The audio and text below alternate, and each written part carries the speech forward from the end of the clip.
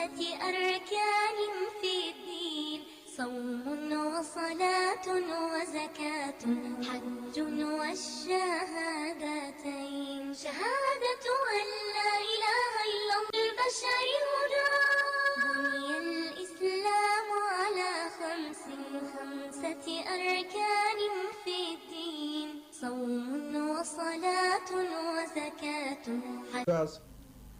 Once more, you are welcome to your favorite program, Islam in Focus. We want to give you a very interesting episode today,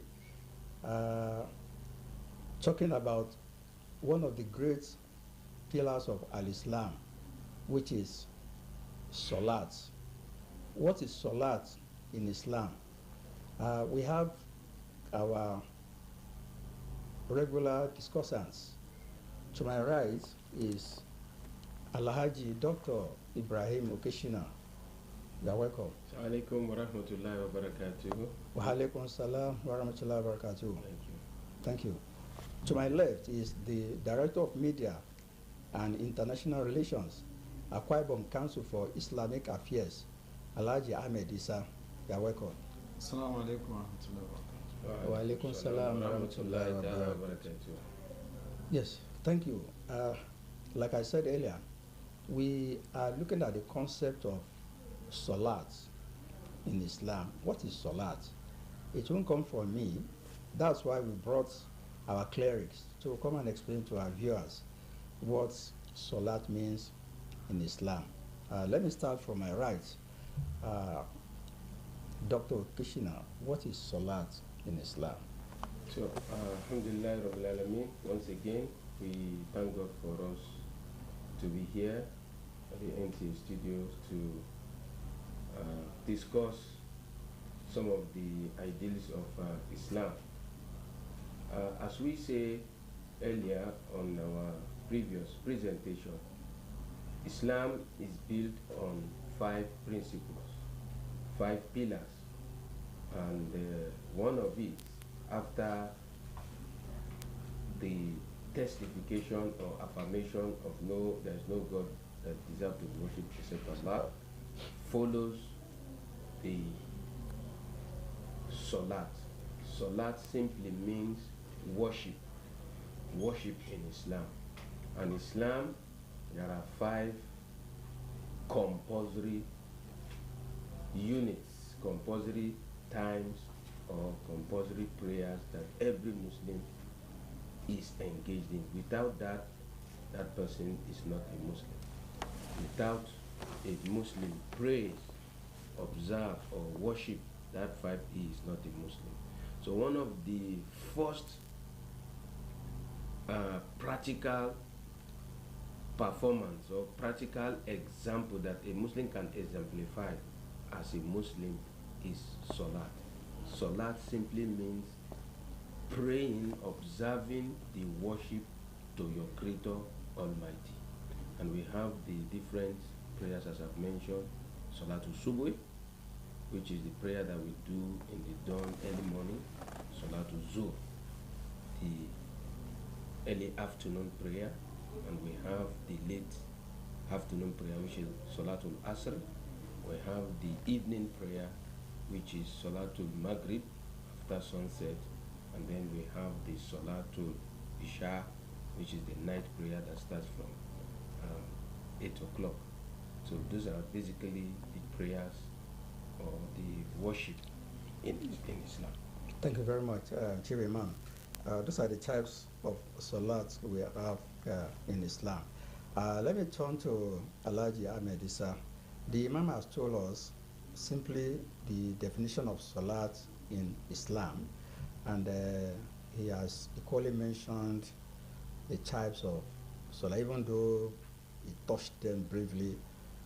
Later, I want us to give the specific timing of these prayer times. Alhaji Ahmed Isa, I wanted to tell our viewers, people go to prayer houses and say, I want to go and pray, I'm going for prayer. What is the difference between prayer and worship?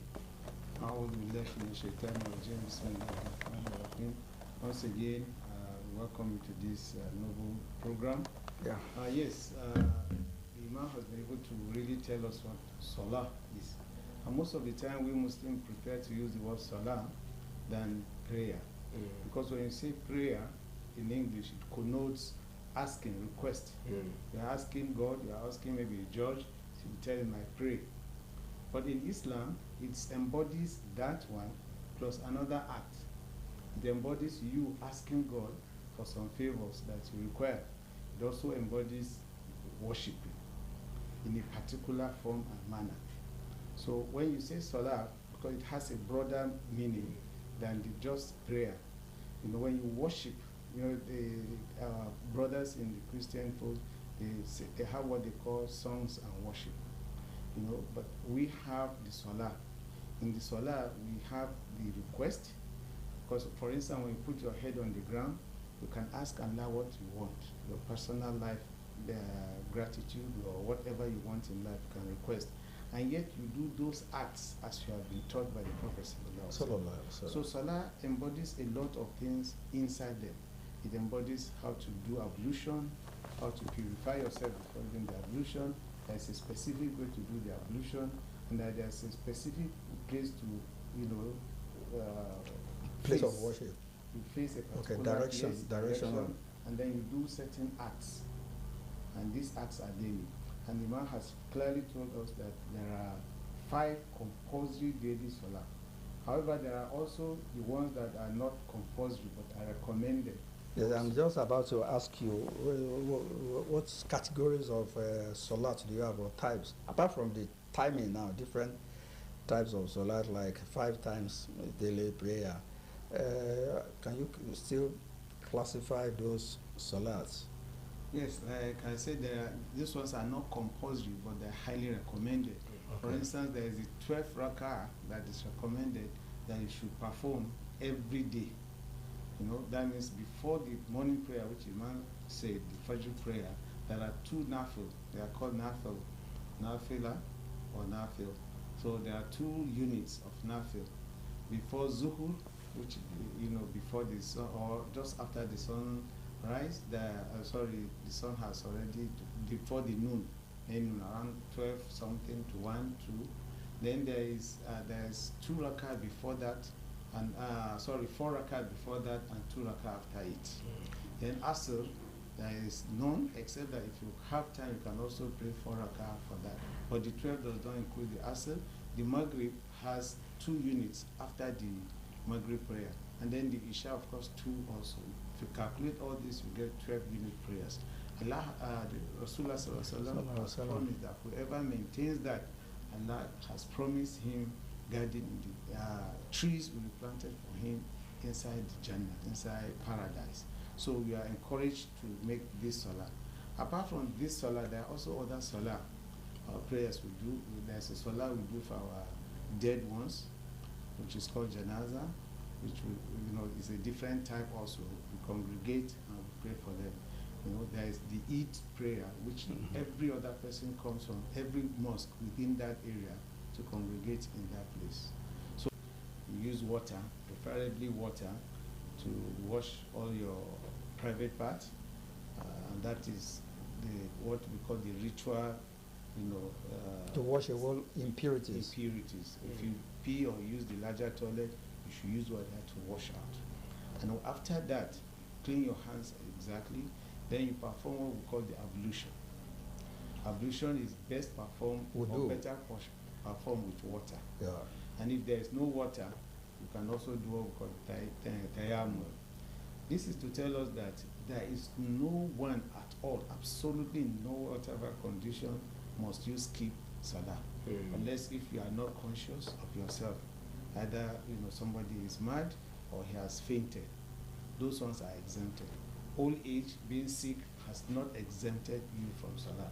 You have to pray no matter your condition. And there are so many ways. If you cannot pray standing, you are allowed to pray sitting. If you cannot pray sitting, you are allowed to pray lying down. If you cannot face the direction, which is called the Qibla, you are allowed to face up. If you are in a plane and stand for prayer, you are allowed to pray. And the plane moves everywhere. If you're in the ship, the same way. So prayer as a foundation, none is exempted. And that brings us to the fact that we need the knowledge of how the Prophet Sallallahu Alaihi Wasallam used to pray.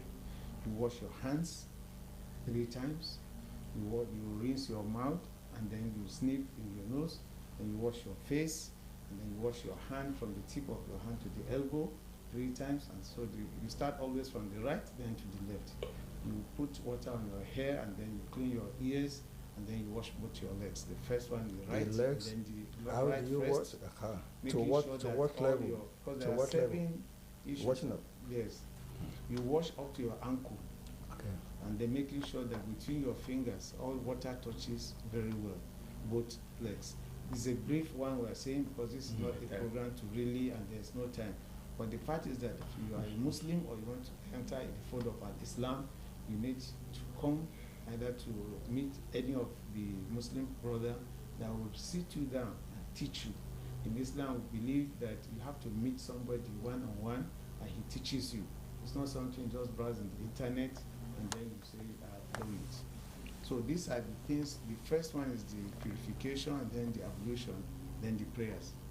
And it has to be done the way the Prophet has taught us Sallallahu to alaihi do, wasallam. the way he did it. And let me just add a little that there is no difference between the prayer of a man and a woman, except when she is afraid that her non-muharram are close by.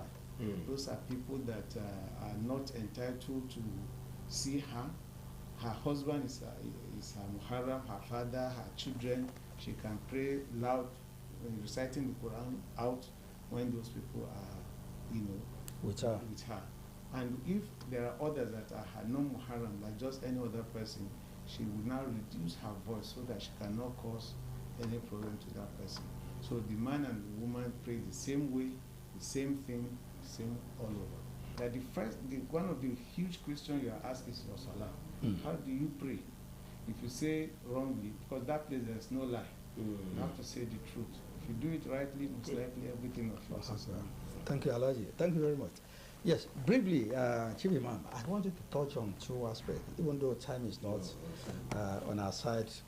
The prayer worship. You see some people from morning till night. It is when they get home, they will now lump everything together. Is it permissible? That's a very important question. Thank you very much. Salat is one aspect of the Muslim life that is non-negotiable. My colleague have mentioned that if you cannot pray standing, you pray sitting, you cannot pray lying.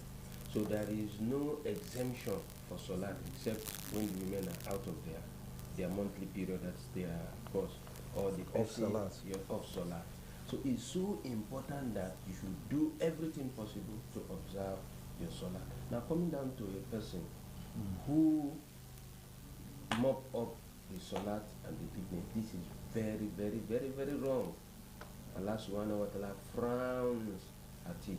And that is why the Prophet sallallahu alaihi wasallam says that the worst of thieves is the one who steals from his Salat. He's supposed to pray the way the Prophet sallallahu alaihi wasallam prayed. He's supposed to pray with right kushush, and you need to pray with the right concentration. Now, mopping it all up is just like a child who's supposed to write an examination.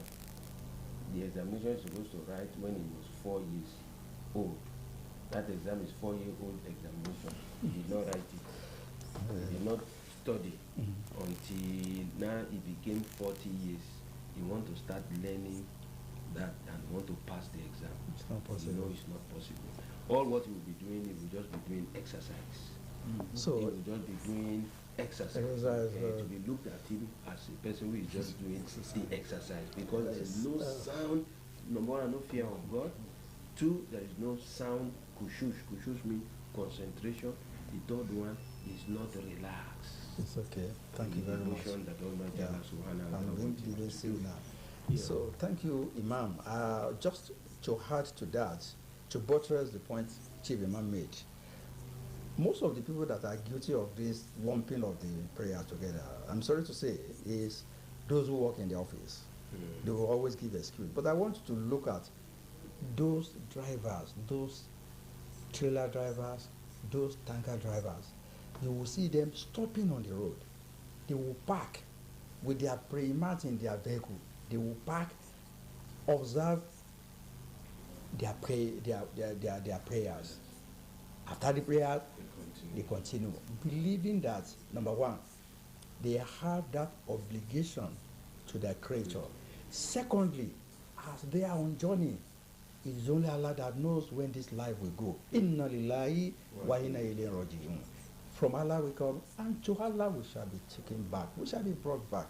So a conscious Muslim should, no matter what, observe that prayer at its time. I've just given the example of those tanker drivers, the trailer drivers. They may not be as lettered as those who are even working in the office. That is the irony of it.